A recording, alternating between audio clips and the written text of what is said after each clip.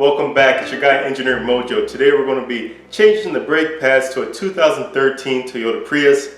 Always, to get it started off fast, tools you'll need are: you'll need a socket wrench, you'll need a metric socket. I give the size in the video description down below. And you also need a big C-clamp. I use this C-clamp in replacement of a brake tool. And a brake tool is the depressing pin that you use to depress the caliper piston. I use this instead. It easily does the same job, easily depresses the piston, and I'll show you how I use the old brake pad as the bearing surface to depress the caliper piston in the video. You also need some brake cleaner spray, and that's it. Let's get the install started. Go to the brake fluid reservoir, pop the top. This allows you to allow air to pass through your system and not to pop any seals when you're depressing the piston. Here are the two bolts that are located behind the brake caliper that you'll need to remove. This will allow you to remove the brake caliper from the assembly. Nothing special here, lefty-loosey to get these off. Typically I'll alternate from the top bolt to the bottom bolt and back and forth while I'm loosening here. Once the bolts are removed, slide the caliper off of the rotor, place it right on top of the hub assembly out of the way, no pressure on the hydraulic lines. Quick inspection of the rotor, make sure they're not warped or damaged. If so, you'll need to resurface or buy new rotors. Rotors were in good condition, so I'll proceed with the brake install.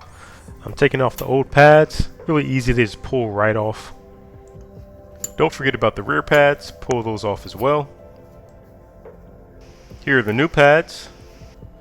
They come with new hardware, new shims. Replace the old ones. Take those off. Whenever I get new brake pads, I always compare the new to the old just to make sure that it looks the same and that I receive the correct product from the store or online. These came with anti-squeal backing surface. Most do, so you don't need to apply any kind of anti-squeal on the back. Now to depress the piston, I'll take the old pad and I'll put it right in next to the piston, and I'll use the big C-clamp to squeeze that closed. At this step, I'll use brake cleaner to clean off residual oils and dirt. That way I can ensure I get an even wear on the rotor. So just spray it off and wipe it off. Removing the old shims here. These can be tricky when you're applying the new one, so I always remove the old one. I make sure I note the orientation of the shim, and I put it right next to the new shim. That way I know which ones go where, and I never get confused. I do this one for each shim. New shim install is reverse of removal. Pops right in. The bottom one's going in.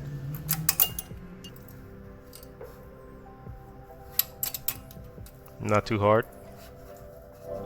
Almost at the final steps here. I'm going to install the new brake pad. This just slides right in. You'll see the crease for the holding locks and the brake pad. They just slide right into the shims. Both pads are installed and flush with the rotor. The reinstallation of the caliper. Make sure that you have the brake line oriented in the correct location. It's not being pulled or stressed in any way. Slide the caliper back on in its original location. Align the bolt hole locations that you removed earlier. And then just apply the bolts. Screw those in. Righty-tighty. As a reminder, I note all torque specs in the video description below, but this is 25 foot-pounds. Brake pad install is complete. I do a quick inspection, make sure nothing's out of place, bolts are tightened down. The previous steps apply to all the brake pads around the car. Close that brake reservoir cap after all brakes have been completed. As you saw in the video, this should be a really simple, quick install. Brake pads are typically very easy. So if you have any questions, please comment down below. Like, share, comment. Please, I love tips. If you have any tips to make this easier, or if you want to correct me on any information, please comment down below. I have no ego.